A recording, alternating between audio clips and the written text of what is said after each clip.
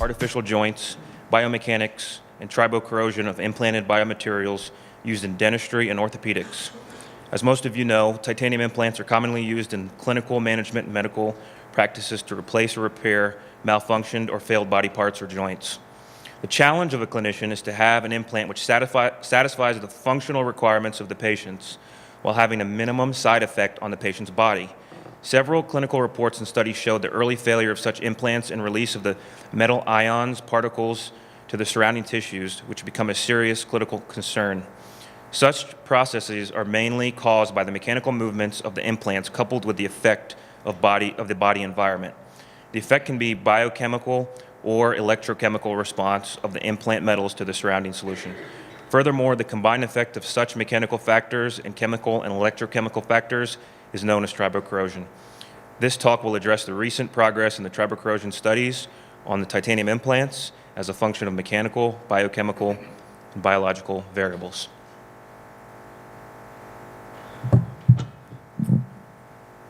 Thank you so much for introduction, and also as my previous speaker talked about, first time I'm attending this conference.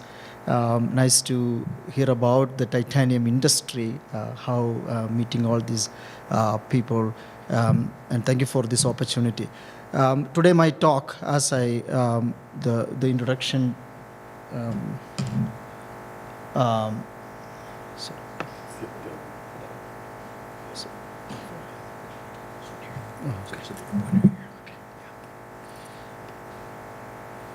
Okay, so tribocorrosion aspects of titanium-based biomedical implants, current concerns and new direction. I coming from UIC School of Medicine. Also, I closely work with Rush University Medical Center Orthopedic Department. Also, UIC Bioengineering. Also with the Biomedical, the dental school regarding these dental implants. So I also acknowledge my contributing authors, my students, and also other collaborators in this work. Also, thank you for participating this time. I know it's a time of getting some nap, and also thank you for your participation here. Okay, so what I want to talk today is more about what we heard today in the previous speaker about the good thing about titanium and titanium implants. And I want to highlight something about the failure mechanisms and some concern to the clinicians and also with the patients.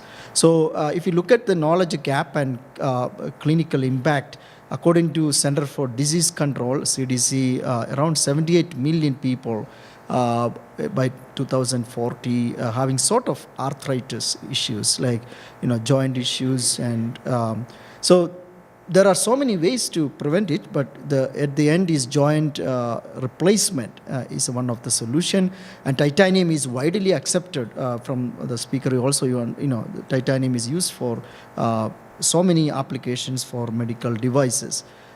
Here you can see a statistics of the different parts of our body having including dental implants or TMJ implant, temporomandibular joint. Right now the statistics around 4,000 per year. Dental implants around 3 million per year. And spinal implants, these statistics may change based on year, around 100,000. Hip implants, according to 2017, around 332,000. Knee implants, around 600K. So all this titanium is a most common material. So when you consider it's a successful, as we heard, but at the same time, think about like an earlier case, the joint, the success rate also depending on how long it's in the body, right? So, for example, average lifespan of 10, hip implant is estimated as 10 to 20 years, or 10 to 12 years, or 15 years. But in some cases, it can be up to 25 years. So up to 10 years, of course, it's 95% is successful. But after that, as the year passes, the failure rate also increases, or success rate come down. So you can see the replacement burden here. If you that also because of number of people are using it.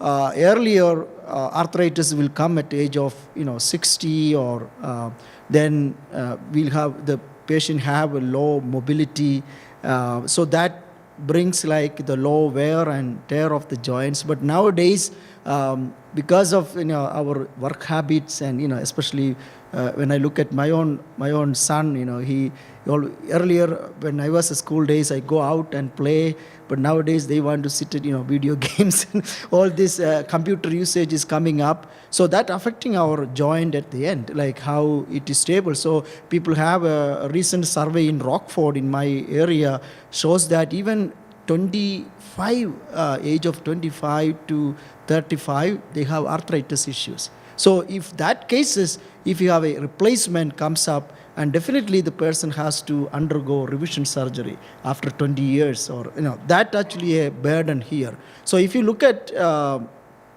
the concern, why this implant gets fails, there are so many reasons. The wear and tear, and also the metal, titanium, I would say, is like a gold alloy for the medical devices in terms of corrosion wise, because of its high or inherent passivation behavior, right? The titanium oxide is protecting. However, under tribology and the fretting behavior, those who don't know, tribology is an area where two surfaces are interacting each other, wear, tear, and friction and lubrication, everything is together known as tribology. So once tribology and corrosion coming together, that is the issue here, and also it is in a body environment. So this brings like leads to early failure, even some cases just after 3 months, some cases. So which very rare case, okay. As I also agree that it is a successful clinical intervention for history, for the people. But same time, if it happens to my family after 3 months, I will be really worried what is going on. So the risk of rejection happens because of this failure mechanism. This is another statistic which shows that, this is before, less than 3 months, the failure rate happens. So in this stage, like this reason, like around 25% is due to the instability cord. Another is infection and periprosthetic fracture, and mechanical complication and loosening. So you can see the different cord recorded by surgeon. Why this failed early, which also shows that the instability is one of the main cause here.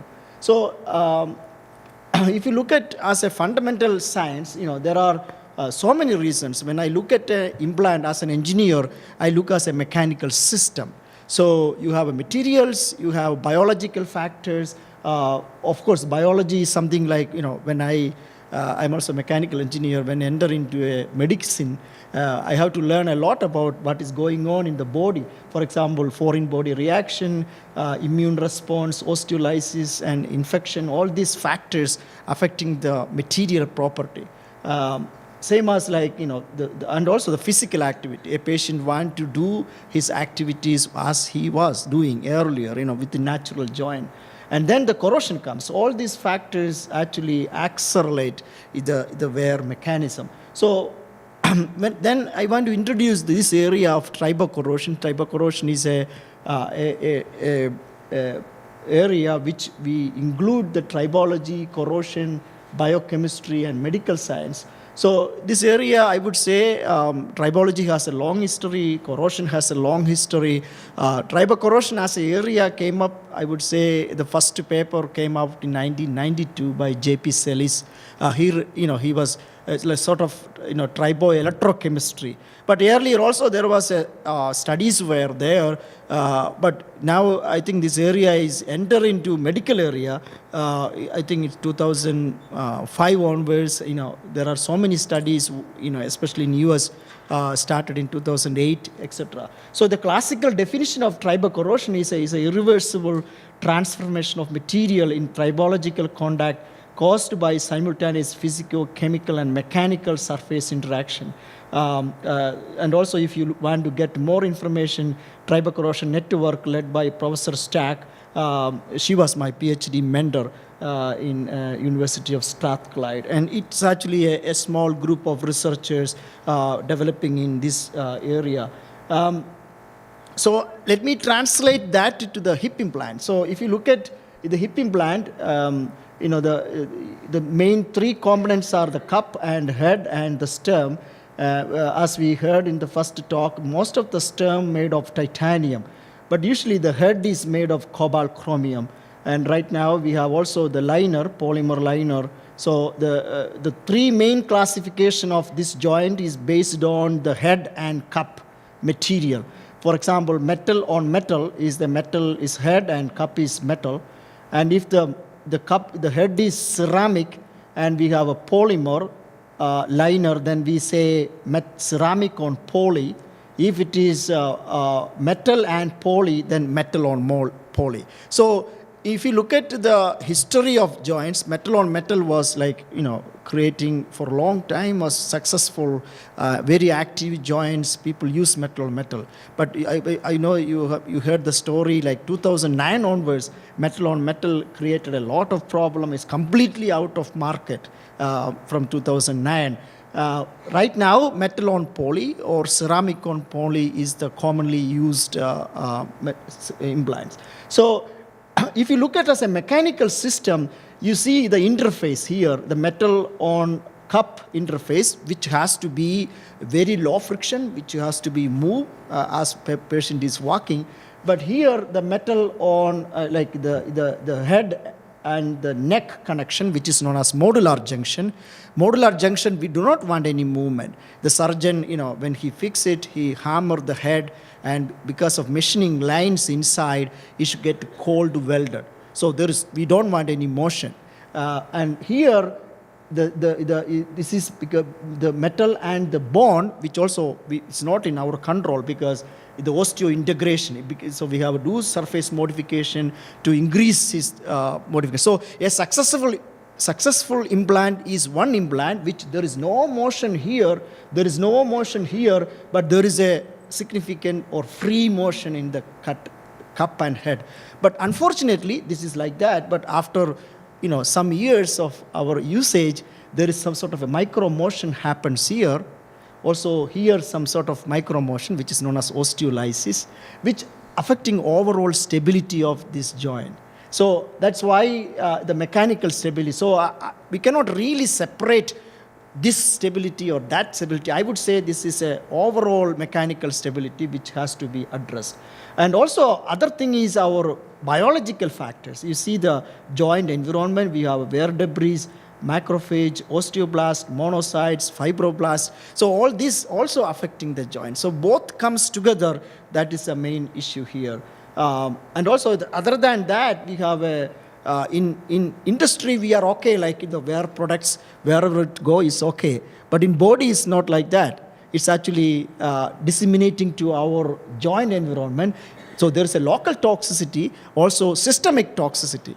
My own group, we are studying on neurotoxicity. Recently, there was some report came up from the people who have some blind issues, and so we study how that affecting especially I think titanium is not much worried. Cobalt, chromium, and cobalt particle and chromium particle, etc.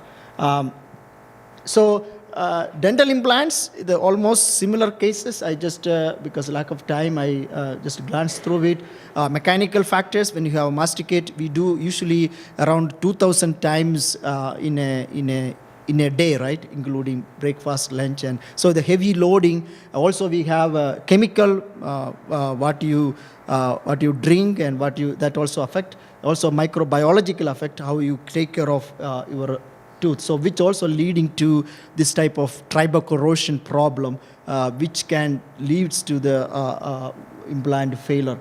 So by saying this clinical side, I just want to give you some basic idea about how do we do this tribocorrosion experiment in lab scale. Last 15 or 18 years, I am working on this area. So if you look at here, this is a simple tribological system. A ball is touching on a disc. So this is usually a good tribometer.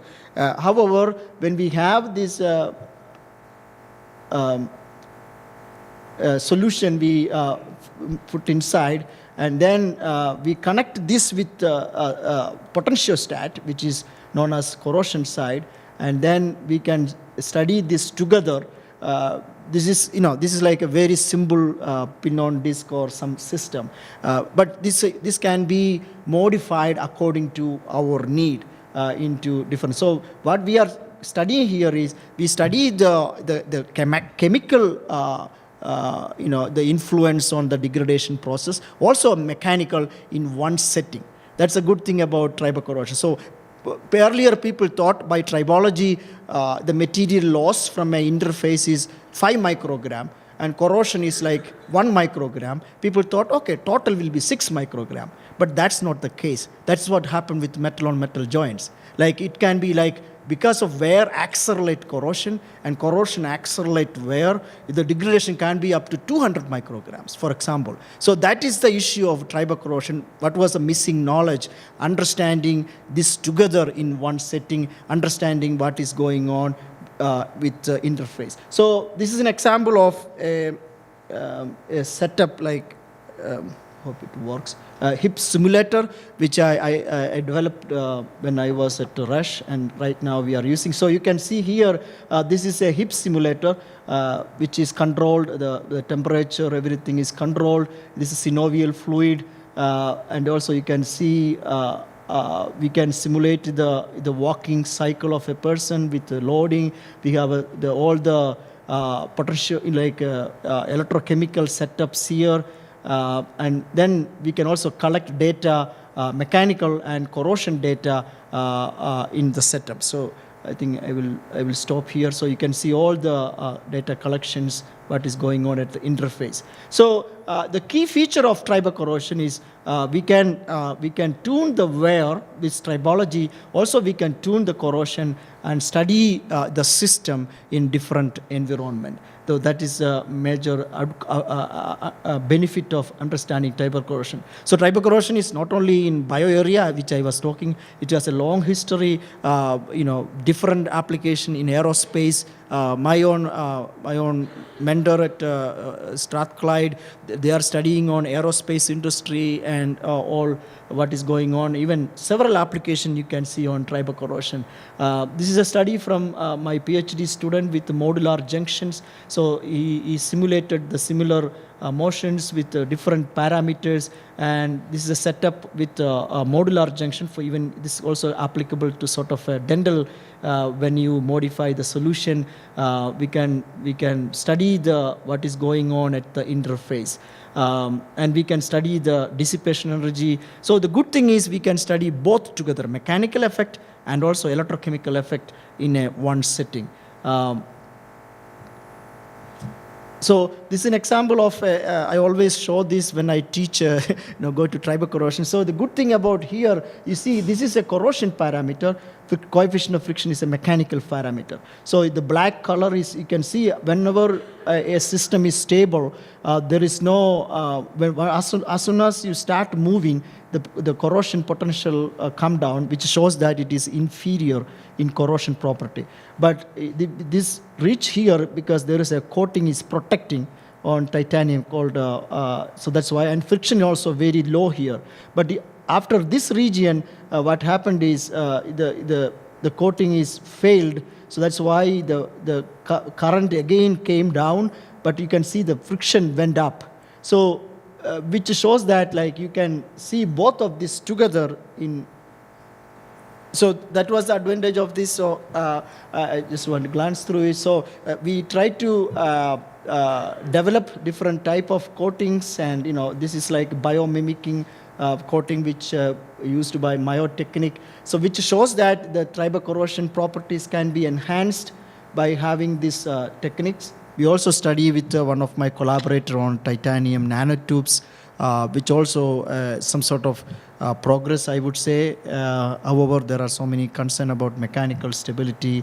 We are still working on this. But what I am interested more on is like the overall corrosion properties are decreased a lot. If you look at these potentiostat diagrams, you can see when you shift it to this green area, which shows that the current is very low compared to real titanium and also real titanium nanotubes, so which shows some improvement overall performance. Now, I want to acknowledge all my collaborators and people who I work with. The summary, I think I tried to highlight the medical implants as titanium still dominating, concern on early failure and toxicity, especially with biomedical implant area. Again, I want to say titanium still considered as a very good in terms of toxicity concern, but I am also mentioned about the level, how much a body can wear. Some people have toxic, some people are okay. That's a concern I want to highlight. Tribocorrosion, wear corrosion synergism. Something I want to also say that titanium passivation behavior is good for corrosion, but under tribocorrosion, titanium become like a sacrificing itself, forming the film, and then you are degrading titanium a lot compared to, especially with pH 5 and 6 area. Need to consider new surface coating and modification. Further research is required. If you are interested, we have a journal of biotribocorrosion which we started recently. Also Chicago based, we have a institute on tribocorrosion and nanomedicine. This is our lab which we recently started. All my students, without them all this work is not successful. Also my funding agencies from NIH and NSF, and also other foundations. And thank you so much.